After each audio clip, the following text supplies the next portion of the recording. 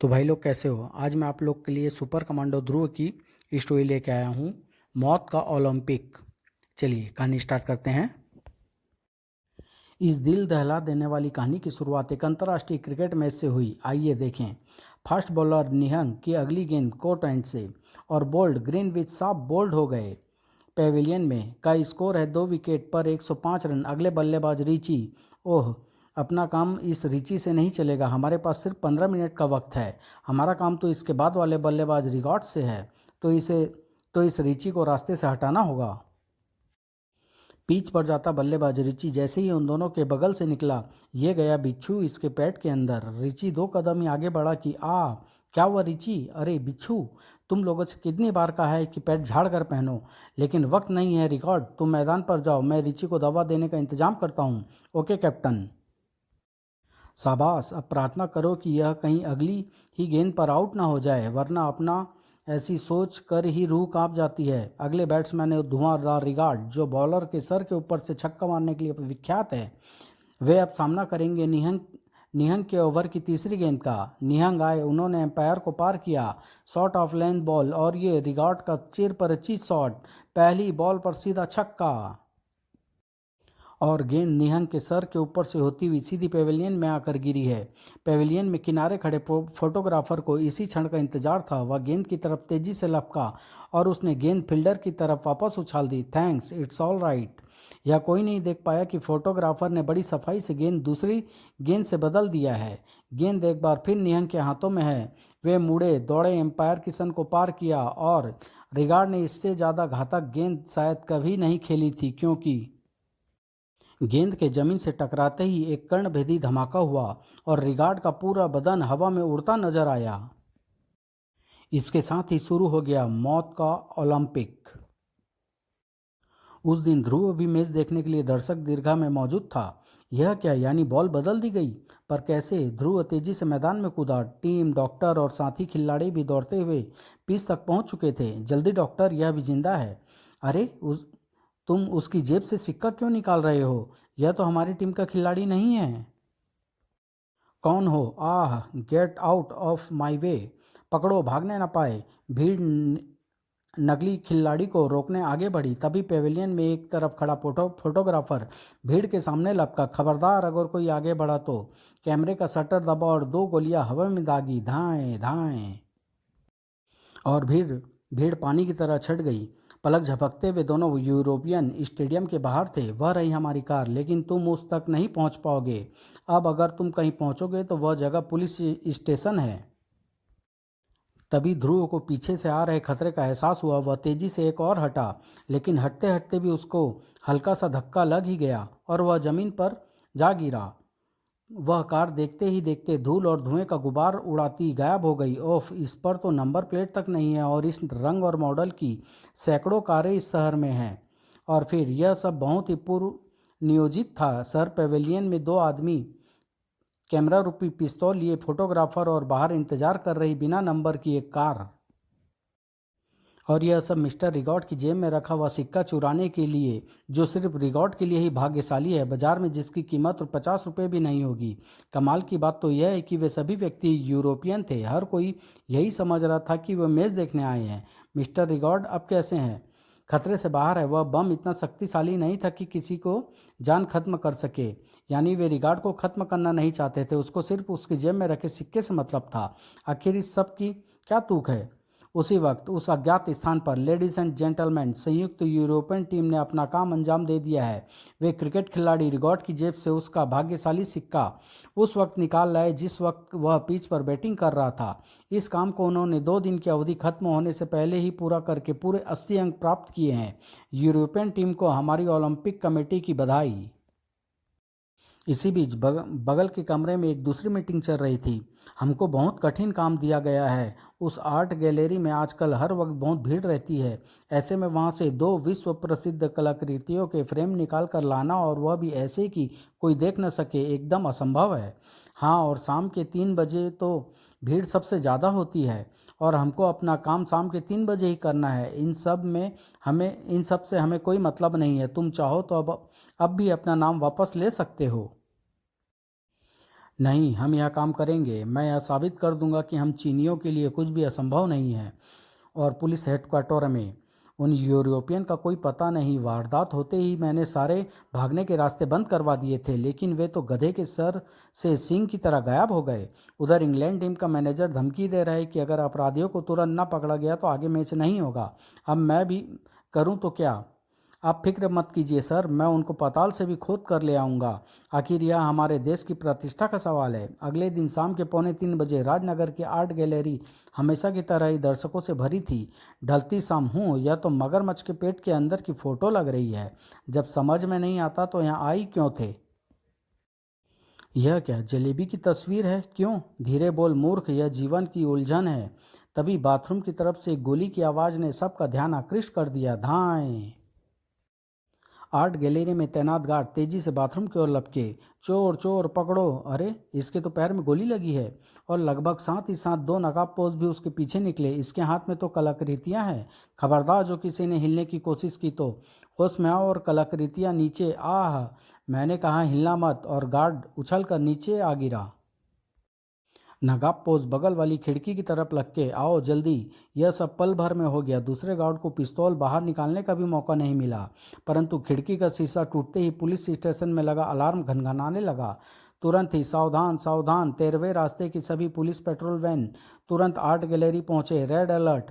Art gallery तो अगले ही मोड़ पर है। और कुछ ही क्षणों में वे रहे दो नकाबपोश। एक के हाथ में है कलाकृतियां भी। लगभग पूरी आर्ट गैलरी के दर्शक इधर ही देख रहे हैं। अच्छा ही है, मैं ऐसे अपराधियों की पिटाई पूरी जनता के सामने ही करना चाहता हूं, ताकि वे देख लें कि इन नाली के कीड़ों से डरने की कोई ज़रूरत नहीं। लेकिन दुश्मन कमज़ोर नहीं था। अगले ही पल धम! आह, यह तो बिजली से भी तेज है। लेकिन ध्रुव का बदन ऐसी पता नहीं कितनी परीक्षाओं की आंच में तप कर निखरा था। गिरते गिरते भी उसके बदन ने मोटरसाइकिल को एक झटका दिया और मोटरसाइकिल ने अपना रास्ता बदल दिया। परंतु यह तो कुंफू का उस्ताद लगता है। इधर यह मुझे उलझाए हुए है और उधर उसका साथी पेंटिंग लेकर भाग रहा है। इसलिए इस लड़ाई को जल्दी ही खत्म करना पड़ेगा। नकाबपोश कुंफू का उस्ताद जरूर था, लेकिन ध्रुव उस्तादों का उस्ताद था। यह तो गया। अब दूसरा दूसरा नकाबपोश ज़्यादा दूर नहीं भाग पाया। पर पुलिस वह पलटा और वापस भागा जहाँ ध्रुव उसका इंतजार कर रहा था। डिसूम! अब देखूं कि तुम कौन सी बहुमूल्य कलाकृतियां लेकर भाग रहे थे। परंतु कलाकृतियों के रूप में एक आश्चर्य ध्रुव का इंतजार कर रहा था, क्योंकि वे दोनों कलाकृतियां थी ही नहीं। यह क्या सादे कागज? यह दोनों तो चाइनीज हैं क्या? फिर आर्ट गैलरी में मैं जैसे ही बाथरूम में घुसा, मुझे पास के शौचालय से कुछ आवाज़ें सुनाई दी। दरवाज़ा हल्का सा खुला था। मैंने अंदर झांका तो दो नकाबपोश कुछ पेंटिंग लिए जाने क्या कर रहे थे। मैं अगले ही पल चिल्लाता हुआ बाहर भागा। अभी मैं दरवाजे तक ही पहुंचा था कि तभी एक गोली चली और मुझे अपनी पिंडली में एक अंगारा होता हुआ सा लगा। आगे तो सारी बात आप जानते ही हैं, लेकिन इन दोनों ने तो हमारे देश की नाक ही काट डाली। छी! कमाल है, एक और बेतुका अपराध, और वह भी विदेशियों के ही द्वारा। बाद में उन दोनों चाइनीज युवकों का कहना है कि उन्होंने एक शर्त जीतने के लिए किया कि उस आर्ट गैलरी से कोई कुछ लेकर भाग नहीं सकता है। और उनका यह भी कहना है कि गोली उन्होंने नहीं चलाई। एकदम सफ़ेद झूठ। नहीं ध्रुव, उनका कहना सच है। यह रही उनके रिवॉल्वर। और हमारे विशेषज्ञ का कहना है कि मिस्टर चौंग के पैर में जो गोली लगी है वह इस रिवॉल्वर से नहीं चली है। क्या? यानी तो आर्ट गैलरी से कोई चीज़ चोरी हुई। और यही तो कमाल की बात है, चोरी हुई है, परंतु अति बहुमूल्य कलाकृतियों की, सिर्फ फ्रेमों की। यह तो हद हो गई। यानी किसी ने इन युवकों से चोरी करने की शर्त लगाई, और जब सभी दर्शक खिड़की से भागते नकाबपोश को देख रहे थे तो उसने भरपूर मौका होते हुए भी सिर्फ फ्रेम चुराया, और गोली भी शायद उसी ने चलाई। वाह! अभी कल कुछ यूरोपियों ने एक सिक्का चुराया और आज शायद चाइनीज़ों ने दो फ्रेम। फिर आपने दोनों चाइनीज़ युवकों को क्या किया? कर भी क्या सकते थे? गोली उन्होंने चलाई नहीं, चोरी उन्होंने की नहीं। हमको उन्हें सिर्फ चेतावनी देकर छोड़ देना पड़ा। पर मुझे पूरा यकीन है सर कि इन सब का इस घटना से गहरा संबंध है। तभी तो मुझे इजाज़त है सर।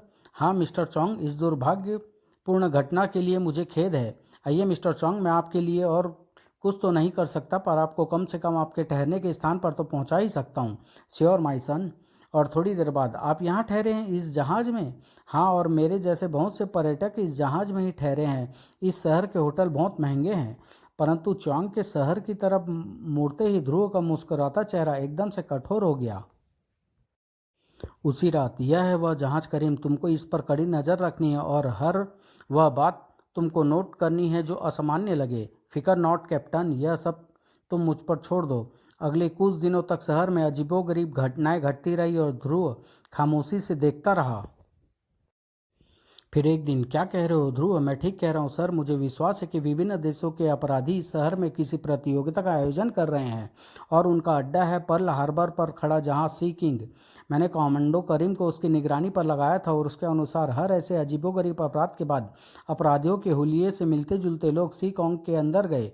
पर तुमको सी किंग पर शक कैसे हुआ? क्योंकि मिस्टर चोंग इसी जहाज में ठहरे हुए हैं और मेरे पास इस बात का पक्का सबूत है कि मिस्टर चोंग अपराधियों से मिले हुए हैं। कैसा सबूत? सबूत वह पैंट है जो मिस्टर चोंग दुर्घटना के वक्त पहने हुए थे और जिसे पुलिस ने सबूत के तौर पर अपने पास ही रखा था। सीख रही, हाँ यह रही वह पैंट। देखिए सर, अगर मिस्टर चोंग को दौड़ते वक्त गोली लगी होती तो पैंट का छेद और गोली का घाव एक सा सीध में होता या जरा सा ऊपर नीचे होता।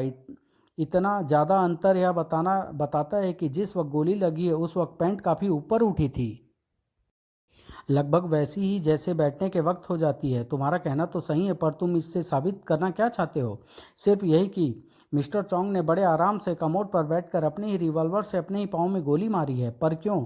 ताकि अगर कोई दर्शक खिड़की से बाहर भाग रहे नकाबपोशों को न देख रहा हो तो मिस्टर चोंग उनका ध्यान बांट सके और इस दरमियान उनका चौथा साथी पेंटिंग्स के फ्रेम निकालकर फरार हो सके। My god, you may be right. आओ मेरे साथ। कुछ घंटे बाद पर्ल हार्बर पर खड़े जहाज सी किंग में, मेरे पास इस जहाज की तलाशी का वारंट है कैप्टन। हमें शक कि आपके जहाज में कुछ ऐसे अपराधी छिपे हैं जिनकी हमें तलाश है। मेरे जहाज में अपराधी? How decides? आप शौक से पूरे जहाज की तलाशी लीजिए, जहाँ चाहें और जितनी देर तक चाहें। जल्दी ही यह बात साफ हो गई कि सी किंग में ऐसा कोई भी व्यक्ति नहीं है जिसकी पुलिस को तलाश थी। I am sorry captain. Sorry की क्या बात है, मैं जानता हूँ कि आप सिर्फ अपनी ड्यूटी निभा रहे हैं। हद हो गई ध्रुव, तुम जानते हो कि किसी अंतर्राष्ट्रीय जहाज की तलाशी लेने का क्या मतलब होता है, और यह भी सिर्फ शक के आधार पर। जवाब में ध्रुव सिर्फ खामोश रहा और एसपी जैसे ही हटे। करीम, एसपी साहब को चाहे मेरी बात का भरोसा ना हो, मुझे तुम्हारी नज़रों पर पूरा भरोसा है और यकीन भी। तुम इस जहाज पर नज़र रखना जारी रखो। और इसी बीच उसी अज्ञात स्थान पर देवियों और सज्जनों, चाइनीज टीम ने पहले पूरे 80 अंक प्राप्त किए थे क्योंकि वे 3 बजे ठसाठस भरी आर्ट गैलरी से दोनों फ्रेम ले आए और उनको फ्रेम निकालने किसी ने नहीं देखा, लेकिन उनके 2 आदमी ध्रुव द्वारा पकड़े भी गए। इसलिए पेनल्टी के रूप में 10 अंक कट गए, बचे 70 अंक। और अब अगला दौर अफ्रीकी टीम का है। यह ध्रुव कौन है? बगल वाले कमरे से अफ्रीकी टीम जोरदार विरोध कर रही थी। यह नाइंसाफ़ी है, हमको विस्फोटक पदार्थ इस्तेमाल करने की अनुमति दी जाए, उससे तो काम बिल्कुल आसान हो जाएगा। फिर 80 अंक किस बात के? तुम हमारे लीडर हो कुंटा, तुम ही बताओ कि यह कैसे संभव है। शांत शांत शांत, इस दुनिया में कुछ भी असंभव नहीं है, परंतु सिर्फ दिमाग वालों के लिए। पहले मेरे सामने उस इलाके का पूरा नक्शा लाओ और फिर मैं तुमको अपना प्लान बताता हूँ। शीघ्र ही। तो यह है वह पुराना किला जिसकी 5 फुट मोटी दीवार हमको कल शाम तक तोड़नी है। पर इसके बगल में ये 2 लाइनें किस चीज़ की है? यह रेल की पटरी है। बस बन गया काम, लेकिन इस पटरी का अब इस्तेमाल नहीं किया जाता क्योंकि जो गाड़ियाँ पहले इस पटरी से जाती थी अब उनके लिए नई पटरी बना दी गई है। और नई पटरी यह है किले से 1 किलोमीटर दूर। हा हा हा। अगर यह नई नवेली पटरी टूट फूट जाए, बंद हो जाए, तो फिर रेलगाड़ियाँ कहाँ से जाएगी? इस पुरानी पटरी से। वाह, मान गए उस्ताद। अगले दिन, यह है नई पटरी और वह रहा किला यहाँ से पूरे 1 किलोमीटर दूर। वह स्थान हमारे काम के लिए सर्वोत्तम है। डायनामाइट लगाओ मजूबी। ज़्यादा वक्त नहीं बचा है, सिर्फ 15 मिनट लगेंगे। नजूबी वादे का पक्का था, हो गया। अब तुम डेटोनेटर का लीवर दबा सकते हो कुंटा। ही बड़ी खुशी से। लीवर का हत्था तेजी से नीचे दबा और एक के बाद एक 3 धमाके हुए। लगभग आधा किलोमीटर तक पूरी पटरी बड़े बड़े पत्थरों के नीचे दबकर टीन की पत्तियों की तरह चपटी हो गई। मुझको धमाकों की आवाज़ें बहुत पसंद है। आओ नजूबी, कम से कम स्टेशन मास्टर को फ़ोन से इस दुर्घटना की सूचना तो दे दें। इस खबर को सेंट्रल स्टेशन तक पहुंचने में ज़्यादा वक्त नहीं लगा। Hello divisional office, station master here. यहाँ से दिल्ली के बीच की पटरी दुर्घटनाग्रस्त हो गई है। शीघ्र आदेश दे सर कि क्या किया जाए। कैसे? खैर, मैं सहायता दल तुरंत भेज रहा हूँ। तब तक आप ट्रेनों को पुरानी पटरी से भेजने की व्यवस्था करें। लाइन कल तक ठीक हो जाएगी। अपना पासा सही पड़ा कुंटा। कुंटा का पासा कभी गलत नहीं पड़ता। अब आओ स्टेशन चलें। और उसी शाम जब 41 डाउन सागर एक्सप्रेस सेंट्रल स्टेशन से बाहर निकली तब तक सब सामान्य था, लेकिन जैसे ही ट्रेन पुरानी पटरी पर पहुंची इंजन के अंदर का दृश्य बदल गया। कुंटा हियर, तुम कहाँ हो? तबारा ओबर। यस लीडर, मैं आपके आदेश का इंतजार कर रहा हूँ। दूसरी तरफ ध्रुव ने पूरे शहर पर नजर रखने का एक नया इंतजाम किया था। वाह, यहाँ पर न तो कोई लाल बत्ती है और न ही ट्रैफिक की भीड़ भाड़। यह क्या है? ओह, इस पुरानी पटरी पर यह पहली ट्रेन दिल्ली के लिए जा रही है, 41 डाउन सागर एक्सप्रेस। इसमें इंजन भी नई तरह का लगा है जिसे आगे और पीछे दोनों ही तरफ से चलाया जा सकता है। और अरे अरे, ये दो लोग तो पटरी की फीस प्लेटें हटा रहे हैं और ट्रेन यहाँ 10 मिनट में पहुँचने वाली है। इनको पकड़ने का वक्त नहीं है, पहले ट्रेन के निर्दोष यात्रियों को जान बचाना ज़्यादा जरूरी है। अगली ही पल हेलीकॉप्टर तेजी से वापस घुमा और ट्रेन की तरफ चल पड़ा। यह रही ट्रेन। अब अरे यह क्या? यह तो ट्रेन का ड्राइवर है और ट्रेन चलती चली जा रही है, यानी कुछ गड़बड़ है। लगता है कि नीचे जाकर देखना पड़ेगा। अगले ही पल हेलीकॉप्टर से एक रस्सी नीचे गिरी और रस्सी में बंधा हुआ एक इंजन की छत में आ फंसा। हेलीकॉप्टर तो पार्क हो गया। अब देखूं कि इंजन में क्या गड़बड़ है। इंजन के अंदर अपने हेलीकॉप्टर को सिग्नल दे दो नजूबी। अब इंजन की छत पर चढ़ने का वक्त आ गया है, लेकिन ट्रेन की छत पर कोई उसका इंतजार कर रहा था। कहाँ, कहीं जा रहे हो क्या? और इससे पहले कि दोनों अफ्रीकी संभल पाते, तड़ ताड़ दोनों ने बड़ी मुश्किल से अपने आप को नीचे गिरने से बचाया। कुंटा, हमारा हेलीकॉप्टर आ गया। ध्रुव का ध्यान ध्यान क्षण भर के लिए बटा और इस बार नीचे गिरने की बारी ध्रुव की थी। कुंटा तेजी से आगे लपका। यह गया इसका हेलीकॉप्टर। हवा में लटका हुआ असहाय ध्रुव चुपचाप देखता रहा और उसका हेलीकॉप्टर चट्टानों से टकराकर नष्ट हो गया। ओफ, ये दोनों तो भाग रहे हैं। मैं इनको रोक तो नहीं सकता, पर कम से कम एक प्रेजेंट तो दे ही सकता हूँ। ध्रुव का हाथ घुमा और कुंटा की पीठ में एक कीड़ानुमा माइक्रो ट्रांसमीटर आकर चिपक गया। देखते ही देखते दोनों अफ्रीकनों के साथ हेलीकॉप्टर अंधेरे में गुम हो गया। ओह, इनके चक्कर में तो मैं इस बिना ड्राइवर की ट्रेन को लगभग भूल ही गया। ब्रेक काम नहीं कर रहे हैं, यानी इंजन नहीं रुक सकता। इग्निशन स्विच भी जाम हो गया है। इस इंजन के बारे में मुझे वैसे भी ज़्यादा जानकारी नहीं है। वक्त भी बहुत कम है। अब सिर्फ एक ही रास्ता बचा है कि इंजन को बाकी डिब्बों से अलग कर दिया जाए। ध्रुव के शक्तिशाली हाथों का एक झटका लगा और इंजन डिब्बों से अलग हो गया। डिब्बों की गति धीरे धीरे कम होने लगी और इंजन की गति तेज। वहां से थोड़ी ही दूर पटरियों में लोहे का तार कस कर बांधा है ना। बुलडोजर स्टार्ट करो, ट्रेन आ रही है। बुलडोजर का शक्तिशाली इंजन स्टार्ट हुआ और पटरियों का रुख किले की दीवार की तरफ मुड़ गया। आओ तबारा, भागो, इंजन आ रहा है। 100 की गति से भागता हुआ रेल इंजन तेजी से मुड़ी पटरी की ओर बढ़ा और किले की 5 फुट मोटी दीवार एक कर्णभेदी धमाके के साथ ढह गई। फिर बाद में अफ्रीकन टीम ने आज एक बहुत मुश्किल काम पूरा करके अपने लिए पूरे 80 अंक अर्जित किए हैं और साथ में 10 अंकों का बोनस भी। अफ्रीकन टीम को हमारी बधाई। और हाल पर्ल हार्बर पर क्या रिपोर्ट है करीम? अभी अभी 2 अफ्रीकी जहाज में गए हैं, एक गंजा और एक चमड़े की जैकेट वाला। उसमें से 10 मिनट पहले एक हेलीकॉप्टर भी जहाज पर उतरा था। वो मारा। ये सिग्नल भी यही बता रहे हैं कि अफ्रीकी इसी जहाज में है। सिग्नल? कैसे सिग्नल? अभी 4 अफ्रीकनों ने सागर एक्सप्रेस को दुर्घटनाग्रस्त करने की कोशिश की। उनको तो मैं नहीं रोक पाया, पर यात्रियों को मैंने बचा लिया। भागते भागते भी मैंने उनमें से एक अफ्रीकी की पीठ में एक माइक्रो ट्रांसमीटर चिपका दिया। ये उसी के सिग्नल है। पर यह क्या? अब ये सिग्नल बता रहे हैं कि वे अफ्रीकी जहाज से दूर जा रहे हैं, पर कैसे? जहाज के आसपास से न तो कोई नौका दूर जा रही है और न ही कोई तैर रहा है। देखो करीम, जहाज एकाएक पानी की सतह से कई फुट ऊपर उठाया है। और वो देखो, एक पेरिस्कोप यानी पनडुब्बी। हाँ, पनडुब्बी जहाज के तले में लगी होगी। यह अफ्रीकी जहाज के रास्ते पनडुब्बी में घुसे होंगे और अब पनडुब्बी इनको लेकर जहाज से दूर जा रही है। एग्जैक्टली। और पनडुब्बी का वजन हटते ही जहाज सतह से कई फुट ऊपर उठाया। बिल्कुल सही करीम, यही कारण था कि पुलिस को जहाज की तलाशी में कोई अपराधी हाथ नहीं लगा। मतलब साफ है कि इनका अड्डा कहीं और है। ये पनडुब्बी उन अफ्रीकनों को उसी अड्डे की तरफ ले जा रही है। करीम, तुम तुरंत पीटर को फ़ोन करो और कहो कि गोताखोरी के 2 स्पेशल मास्क लेकर यहाँ पहुँच जाए और साथ में कुछ प्लास्टिक बम भी लेता आए। और इसके बाद तुम पुलिस लेकर पूरा इलाका घेर लेना, समझे? अगर पुलिस मेरी बात पर यकीन ना करी तो तुम पापा से संपर्क करना, यानी आईजी सर से। समझ गया। और जल्द ही 2 परछाई पानी के अंदर अपने गंतव्य की ओर बढ़ रही थी। सावधान पीटर, अब पनडुब्बी हमसे ज़्यादा दूर नहीं है। अगर मेरा ख्याल सही है तो यहाँ पर अपराधियों का जमघट लगा होगा। तुम प्लास्टिक बम लाए हो ना? हाँ, ये रहे, मेरी बेल्ट में लगे हैं। देखो, उधर कुछ नज़र आ रहा है। मैं आगे बढ़ता हूँ, तुम चट्टानों की आड़ लेते हुए मेरे पीछे आओ। ध्रुव सावधानी से आगे बढ़ा। यह तो पनडुब्बी ही है और यह किसी गुफा के प्रवेश द्वार के बगल में खड़ी है, यानी यह गुफा ही सारे झगड़े की। तभी ध्रुव को खतरे का आभास हुआ।